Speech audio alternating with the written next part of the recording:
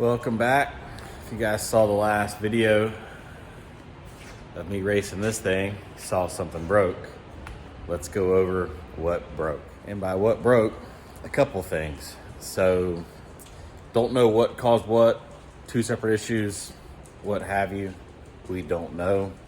So, trying to figure it out as we go. So here's what we got. First off, the belt. That's why that big snapping sound we all heard and the clunk, clunk, clunk afterwards is this thing blew this sucker apart. I did not overheat it, believe it or not. Went back and watched the video, and then it never got into the yellow or the red. I'll show you what I'm talking about right now. So I've got a Razorback belt temp gauge. It's the infrared one. I went through the history when I got to the shop here the other day. The highest this thing has ever recorded is 187. It turns orange at 200. That's what it's programmed at. That's kind of when your belt's having a problem. 187 is the highest that has ever seen the entire time it's ever been attached to this car. Double checked yesterday as I was pulling off the secondary. My infrared sensor is directly in line with the belt, so we're reading correct temperatures. So, don't know. This thing has some miles on it. Let's see what we got. See if it'll show us. This thing has 1,013 miles on it. The time that I bought it, it had 531. I want to say that's right. Something like that. 600 miles, somewhere in there. So I put that many miles on it. I have never done a belt on it. I popped the belt cover up when I bought it. The belt looked pretty new. It did not look used, so I think the previous owner put a belt on it, or the guy that he bought it, because I don't think he owned it long, put a belt on it. And even when we did all this work on it with the cage and everything, I took the belt off. I looked at the belt, inspected the belt. This belt was great. You can still kind of see on the sections that are not absolutely destroyed that the belt and all the normal wear spots are perfectly fine. So I don't think it was a belt temp issue. Went back through my video, because you're not supposed to like chop and stab the throttle on, off, on, off, on, off, like if you were drifting per se. That's not good for CVT belt driven things. Wasn't doing that. I was getting a little hard on it, but I wasn't slamming on the throttle. Kind of never really done that. Kind of roll into the throttle. So I don't think it was driver error. I don't know. I might be an idiot. I don't think it was anything to do with this belt, unless it just had a freak accident. What I think happened is our secondary clutch. This is on the transmission side. Belt rides in here. This thing opens and closes. What it has is rollers right here. What this roller does is it does what its name is. It rolls. You can see the wear marks of it. It rolls out. This thing expands and contracts. That's kind of how CVT works. It's black magic, right? Well, what happened is I broke a roller. When I pulled over, went to go change the belt, I noticed a piece of that roller was in the belt box down here. So obviously race over.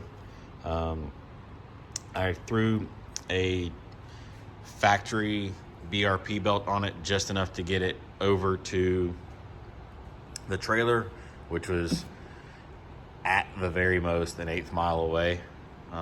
Just idled it over there because we're missing one. After pulling this out yesterday, we have one roller left that looks good, and then just inspecting the other one. Come on, camera. Uh-oh. That one is cracked too. So I don't know what happened. I suspect that thing messed up and jammed somehow and like hypertensioned this or something and blew it apart. But we have stuff in the works to get this guy fixed, along with the primary that comes off the engine. Been talking to KWI about them redoing my secondary, and I believe redoing the primary. I don't think it's a new primary. We're doing the Float Pro Max. It comes with a clutch kit, so it's adjustable. So if I want to step up or down tire sizes, I just have to adjust the magnets inside the little weights here. GrooveX just kind of like cooling, and then a dual spring secondary, and then it's also, it floats. So everything floats, so the belt's always aligned. Not cheap. But talking to a couple companies / racers I know, that's kind of the way to go. Shouldn't have any more issues after this. But it was its first race on a brand new race car, and we broke a part that we never touched. So that's kind of how it goes. Weakest link, we found it. So upgrading this, we should be good to go. Yeah, it just sucks. First race broke about halfway in. I still placed 8th, even after braking. So, because I technically started the 4th lap. I think the other guys that broke were like, broke or just stopped out racing. I don't know. I don't know anybody yet in the racing scene. I've talked to a couple people, but as far as racing scene as the quarters that I'm currently racing in. But yeah. And then quick update on other stuff on this thing. So we were kind of caught with our pants down with the night racing. I had factory headlights and the one Baja S8 Amber right there. But the problem with being, as you guys saw in the video, first lap, mud puddle came and covered every single light of this thing up. And then it was like ambient light at best coming out of all 3 lights here, even with the high beams on. So what we have done is mounted another S8 that I have, put a clear lens on it, attached it to the S3 bar with a custom bracket I made. There's companies that make these for the factory tower. Obviously I don't have a factory tower, so I made my own bracket.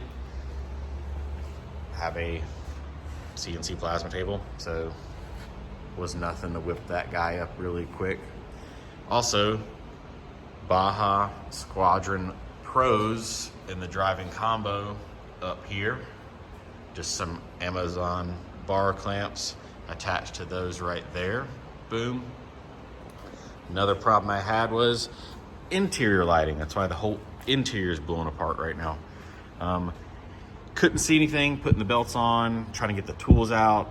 My headlamp had died, so I pulled my phone out. Luckily, someone from another pit helped me. And they brought over a like a tripod light, battery powered tripod light, which was helpful for me getting the belt changed, or trying to change it.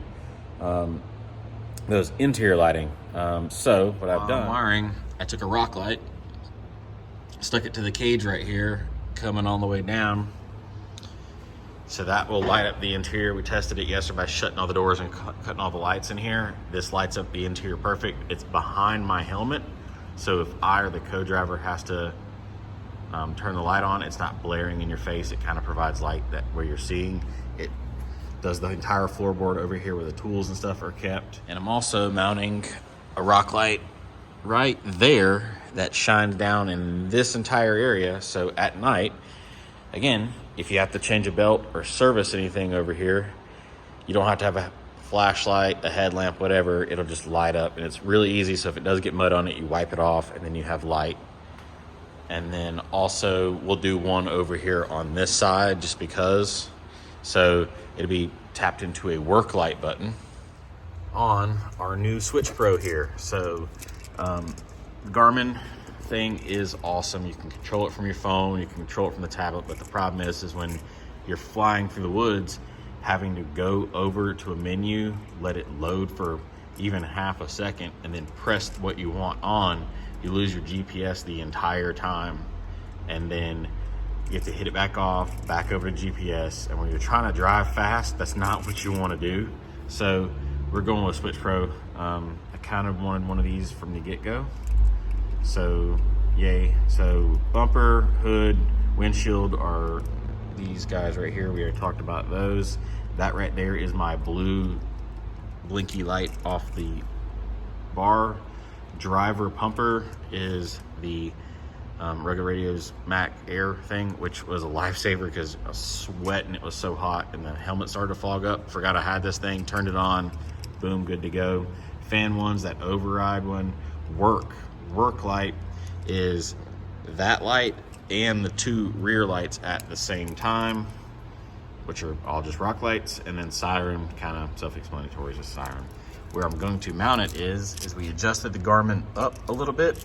I'm going to make a mount sometime, and we're going to mount that right there. Perfect spot for it. You can rest your hand on the radio cover here and press any button you want. If we race at night, all the lights should be on, no problems there. So put the siren down here and the work light up here. So the co-driver, if they're in here, the only thing they should really be operating is the siren and the work light. Super easy to reach. We've taken and mounted the Switch Pro right here. This is passenger side. Let me zoom out a little bit here. Passenger side behind the seat. It's sitting right here. It's blinking at me because I don't have all the stuff connected. But it wedged in there perfectly. So that 2 screws through the rear firewall, bring all our stuff down to a bus bar just to make things clean because stuff might change a lot. So it's just straight through bus bar, and all my stuff has been attached since there. Still have to attach hood light. Let's see, 1, 2, 3. Yeah, hood light. That's the upper A-pillar light, and then that right there is the work lights. Everything else is hooked up like it was. Yep. There you go. Quick explanation of what's going on with the race car and how we're fixing our problems we had last time. Happy with the 35s. They did great. A lot of the guys were on 32, 33s. But it's hard to tell in video, but a couple sections, like the muddy and the rocky sections, I had no issues with, and they kind of struggled a little bit. Not really struggled, but like I could tell I was making ground up on the harder sections just because I was able to go a little bit faster. But then like the high speed sections, they were just pulling away from me, and that's kind of to be expected. I mean, big 35s. I was on a factory clutch, so hopefully that'll help out. I'm still in a stock tune.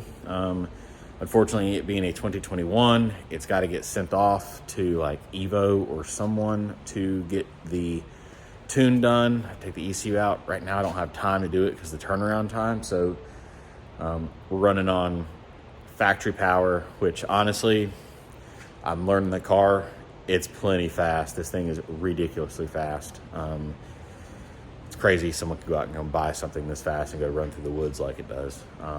But yeah, a lot of stuff in the works. Still trying to figure the car out. Still trying to get a hang of this off-road racing stuff. But thanks for watching. Just a quick update of what got going on. Bye.